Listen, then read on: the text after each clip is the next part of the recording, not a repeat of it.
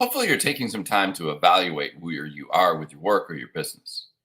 It's actually a really good time for that. We're closing in on the end of the third quarter, getting ready to start the fourth quarter. Summer is over, Labor Day is approaching. It's a great time to evaluate where you are so that you can help figure out where you need to do to get to where you want to be by the end of the year. One of the challenges I think of trying to evaluate is, are we being honest with ourselves is one. Or if we are being honest, are we just using that honesty and judging where we're at? Evaluating what is real is challenging. And so we're going to have a conversation around that as we discuss what's real, evaluating it, and more on episode 902 of Today's Antidote. Stay tuned for Today's Antidote, brought to you by the Renegade Success Network. Today's Antidote provides an opportunity for business owners and leaders to discover what is real for them and to be impacted by what is real for others. That is the Renegade way. Let's get real. We all face challenges and get stuck occasionally and are looking for an antidote. Each weekday, this show dives into a topic that may have you stuck, frustrated, and uncertain. Our goal is to share our value in an effort to help you find that one thing, the antidote to your challenges, so that you can get results and make more money. And now, Renegades, we bring you Bob Graham and Tom Brush. Good morning, Tom. How are you? I'm doing well. I was listening to the music this morning. If you haven't noticed, that's our new intro. And it does have a very nice beat. Obviously, for those of you can't see this, but Bob was in the background jamming out on a guitar and drums. And air guitar, air drums. Air guitar. I don't want them to think I have like a drum set going. Well, Let them that think would have been right? a nice perspective for them to have of you. Anyhow, and it does kind of come to a close. It's nice and uplifting, though. I agree. I agree. It just is. I think it would be fascinating if it was we were building to that and then it closed and they could see you in the background jamming out. Well, I guess I could give you the audio sometime and we could just jam out. I mean, it is fun. Yeah, I agree. Anyhow, I think that is it's an interesting intro. So for those of you who don't know, we have changed some things around, and this is our third day of us getting real. And this is taped. Should say that. Give the disclaimer. This is recorded, so that means you are free to comment. Please, we welcome your comments as always, but we will not be able to put them on the program. Apologies, but we will respond to them as quickly as we can. Great. So now that we have that out of the way, the formalities out of the way, good morning and welcome. This is Today's Antidote, as we mentioned, and we're going to have some conversations around this topic about getting real. And real is in all caps, just in case you're not aware. Yesterday, we talked about recognize. And today, we're going to talk a little bit about evaluate. And as we go through that conversation, we would encourage your thoughts and ideas. Please feel free to share them because we know that it'll help the show be more real and add to the conversation. And then at the conclusion of that conversation, Bob and I will each offer our today's antidote, our one thing. And of course, if you have an antidote that you would like to share around evaluating what's real, please feel free to share it as well, because we know that it'll continue to add value. If it's real for you, there might be somebody else out there who might be like, wow, that's fascinating. That made me not exactly that.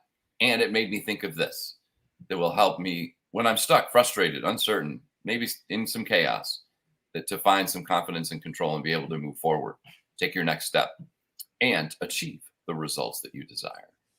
Before we get into the conversation, though, we would encourage you in the comments, as we will as well.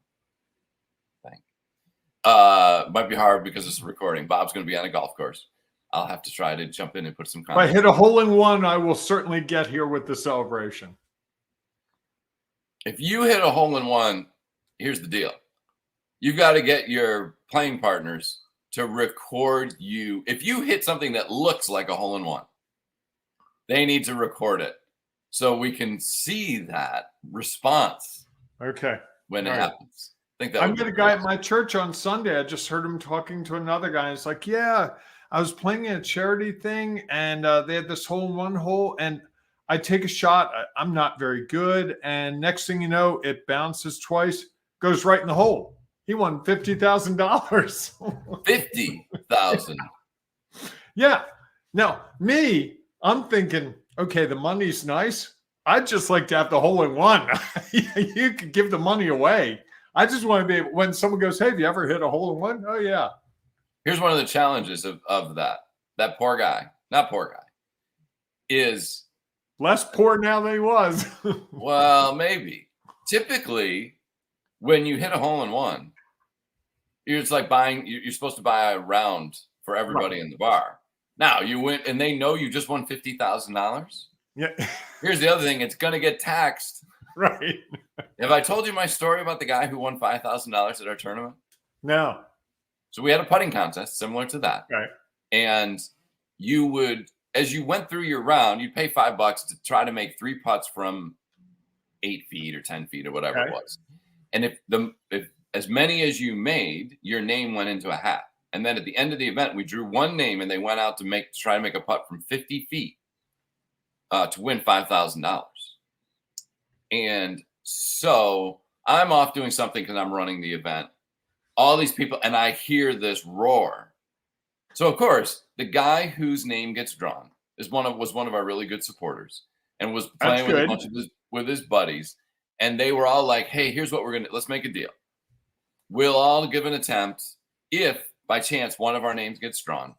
And if we make the 50-foot putt, we'll split the 5,000 amongst us, 1,000 each, and we'll donate 1,000 back to the organization. So they forgot taxes. Well, sure enough, he makes the putt. And then not only has he told all his buddies he's going to give them $1,000 each, we lived about an hour from a casino. They're like, oh, of course, we had luck. We had to drive up. And then the guys, well, am I going to get a 1099? And what I said to him, because I wasn't exactly sure, I know the organization sends the university a 1099 because it was at a university. What I didn't understand is the university was going to send him a 1099. So fortunately, it was not a big deal tax-wise. And yet he's like, yeah, 1 minute I won $5,000. And in the end, as we know, results can change. He lost about $3,000. Yeah. So you might have gone over that, buddy, and be like, hey, don't tell too many people that because before you know it, you're going to give it all away. And then you're going to get this tax bill and be like, oh, you mean I got to pay taxes on that? You know what? That's a great example, Tom, of getting real. Sure. Right? He has a certain belief. Information came. He recognized it. He evaluated it. He took, I'm sure if he won again, he'd take different action steps. And we can all learn from it. Yes. And so often we go into things thinking you won $5,000 or this meeting's going to lead to business or your team's all going to understand what you're explaining to them when you tell them that they have to work late. And that doesn't always work out the way it's intended. So I think that's a great example. We don't need to give an example. That's a beautiful example of the whole real approach, right? Well, what was real in the moment. Yeah. Right. And that's what we're really trying to get at. So today we're shifting into talking about evaluate. So the second letter. Yesterday we talked about recognize. And today we're talking about how you evaluate. And evaluating is difficult by yourself. I struggle often. You know, one of the real values Tom provides me is he helps me evaluate things. He'll say, well, you know, what about if you looked at it this way, or if you thought about this, or you said a word there? And that often sparks some discovery for me that I wouldn't have otherwise. And I think we tend to not want to evaluate things because evaluating often causes me to think, wow, I don't know all the answers. Maybe my perception of reality is not the big perception of reality. It's Bob's perception of reality. And when we start to evaluate things, we see other perspectives. And that's where the opportunities lie. I've come to realize that when we evaluate things and look at it from different perspectives, that's when we start to figure out how we can move forward in a way that's more powerful, not just for us, but for the people around us. Sure, because I think so often our evaluations are judgments. It's not a true evaluation, it's a judgment, or it's anecdotal evidence. I can remember anytime we would run an event in my nonprofit work world, and there would always be like the after meeting. And forever, I remember, the follow-up discussion about how it all went. And I forever remember going to those meetings and the conversations being like, oh, everybody loved the food, or the decorations of the room were awesome, or, hey, it seems like we made a lot of money. And those were how we evaluated an event. And it was all based on anecdotal evidence. One person's thought, or somebody made a comment to someone. And for the longest time, because I didn't know any better when I was just getting started, that's what I thought evaluating was let's look at anecdotal evidence and try to, figure it out. And of course, even in doing that, what would happen sometimes is somebody would be like, I didn't really like the setup of the whatever it was. And we'd be like, oh, okay. And then we'd think like, okay, we got to change that next year because one person said they didn't, their perspective was they didn't like it. And I think that can lead to judgment, right? If somebody comes over and says, or "Oh, making awesome," knee-jerk decisions. Correct. I used to do web development projects, and we launch a new website for a company, and there'd be a person who'd complain. First complainer would be like, "I don't like that homepage. It's hard to navigate." And the person would be like, they call it Bob. I need you to put it back to the way it was.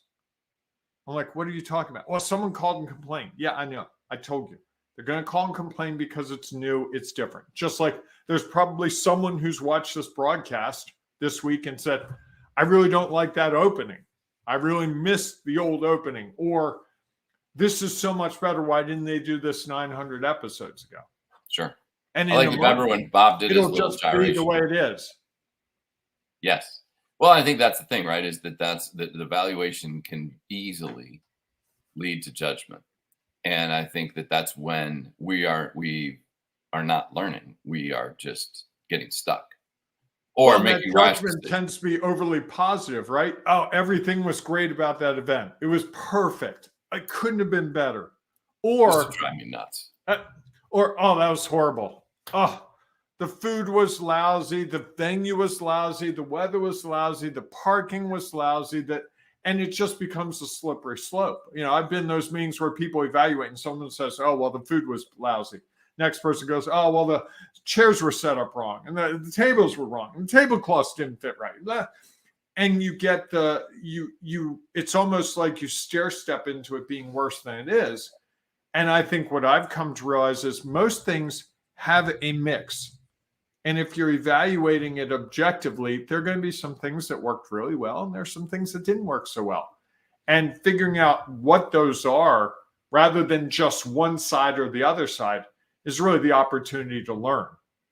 We do this program every day. I listen to it probably twice a week after we record it, and I'll say, oh, okay, that was halfway decent. Boy, I didn't like that.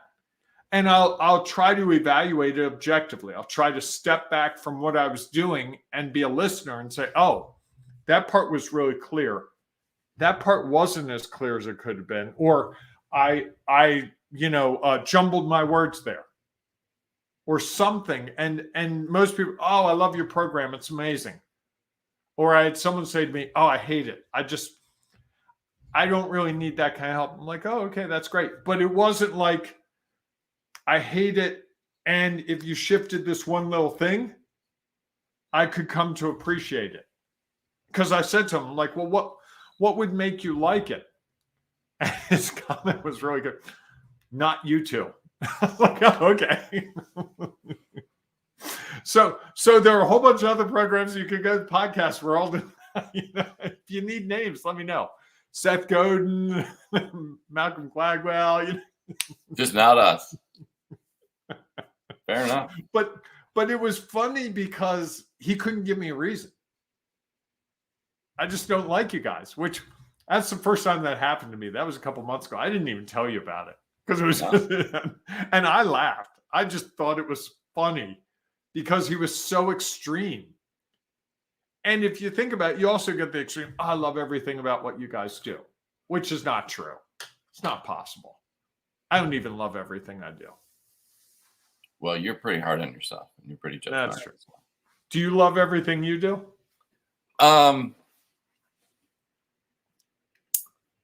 No.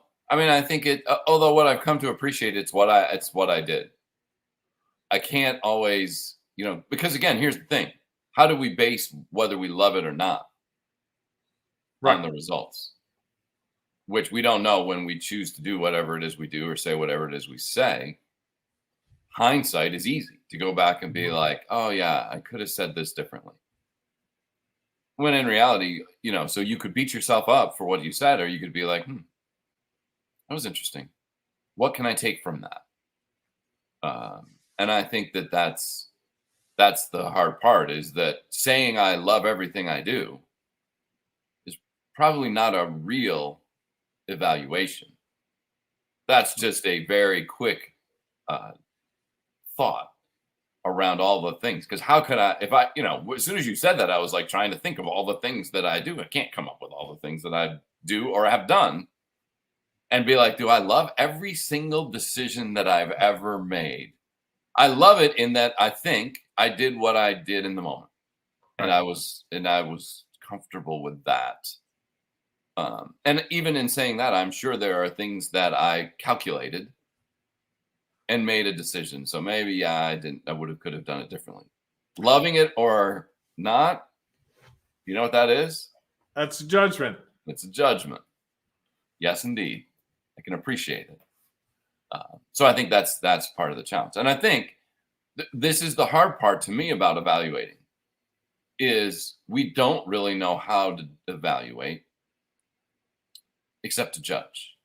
Because likely we haven't set up the parameters up front to determine how we might measure progress, or how we are going to evaluate it. Or they're very simple things. How much money did we make? How many people showed up? Okay, much of that you can't control. So it's hard. And how do you evaluate on things that you can control? To me, is a true evaluation. All that other stuff is like anecdotal evidence. Somebody showed up, somebody didn't show up. And, I think that becomes the biggest challenge, is figuring out how to evaluate. Is that your one thing? Yeah, I think so. Okay, because I think for me, the whole idea of evaluation is really looking at it from all sides. So often we choose one side and we get, oh, that was really great. That, like, you and I both do presentations, and you have the people that clap at the end. And then you have the people who come up afterwards and say, oh my God, you're amazing. Oh, it's so good. I learned so much from it. You rarely get the person who comes up and says to you, hey, you kind of lost me midway through it. I would love to hear from more of those people when I speak, because they're the ones that actually help me become a better speaker. The person who tells me it's amazing, that's nice to hear, but it doesn't help me advance what I'm trying to do. And I think that's, I don't know about you, but I've gotten to the point where I expect people to applaud at the end of when I speak. It's just what we do. It doesn't mean that I was good, bad, or indifferent. It's just like, oh, I often think sometimes people are applying like, oh, thank God it's over. Yes, thank you for stopping where you are. Maybe they are. And that's fine. I would love to hear more from those people, honestly, because I think those people would inform me and help me get better at my craft. I'm going to change my one thing. Okay, go ahead. Just based on what you said. We will never get all sides. Never. Okay. Because there are people who will never share with us what they thought or their ideas. And so rather than going looking for all sides, let's just figure out how we are going to evaluate it, knowing that we're the only one who has to think about what do we do the next time. And again, we have 3 great questions to ask yourself. What went well, what didn't go as planned, and what might I do differently? Which is really about your You're all the way today, aren't you? Well, while those are the questions, getting through them without judgment is not easy. Okay. And I think that's the challenge that we create. Is it's one thing to know the questions. It's the next to actually believe it. Like I can say that, and somebody comes up to me and says, that was the most amazing speech ever. That was the best presentation. You were awesome. We loved every minute of it, blah, blah, blah. How am I truly going to go back to saying, what might I do differently? Because I'm going to be so influenced by 10 people who came up and either said it was great or said it was horrible. Or even the person who comes up and says, well, you could have done this, you could have done that, and could have. Yeah, that's their perspective. And is that possible that you can incorporate that into it? Sure. And yet it's just one perspective.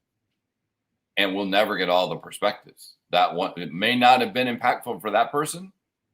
Somebody else, it could have been extremely impactful, that section. And if you take it out the next time, because if you think that's the core part of it, but you lost them, and you take it out, well, people might not get the value out of it. What I like to do is say, I know I have value to share, and I'm going to do the best I can in the moment to share that value, knowing that some of you will be impacted, some of you won't, and the results of that impact are likely to change over time. I like that. All right, everyone. If you have one thing that you'd like to share, please feel free to share it in the comments. If you're listening to the podcast, we know there's no place to share. So please join us in our Sculpt Your Business program, where we're going to help you go from chaos and confusion to find some confidence and control. Part of that is getting real about where you're at. And if you're struggling with getting real with it, if you're struggling getting real with where you are, it's going to be really hard to sculpt the business to a point where you're getting the results you want. So starting out by getting real will help you get results and make more money. If that's something that you are struggling with or you think would be helpful to your business, reach out to Bob or me. We'd be happy to talk with you about our program. It is going to help people in this next quarter figure out how to get real with where they are, get the results they need, and make more money so they can do the things they want to do. So please reach out to us if that's your thing. So we look forward to seeing you inside of that group, talking to you about maybe some things that might be helpful to where you are at. Or we'll see you tomorrow morning, 7 a.m.-ish Eastern time for our next episode of today's Antidote. Hey, whatever you do, embrace the renegading you. It's so worth it. So worth it. That was 5. I counted. Who was? All right. Yeah. It's good to know. We should keep track how many times you say so over the course of that part of it.